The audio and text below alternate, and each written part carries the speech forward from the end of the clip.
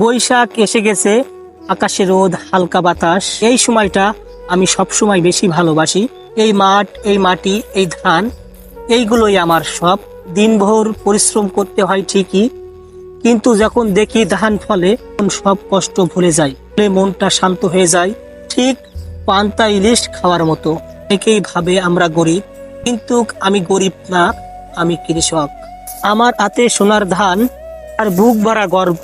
আমি অনেক সময় একা থাকি, কিন্তু এই ধান ক্ষেত আমাকে একা হতে দেয় না। এই মাঠ, এই বাতাস, এই ধান সব যেন আমার আপনজন।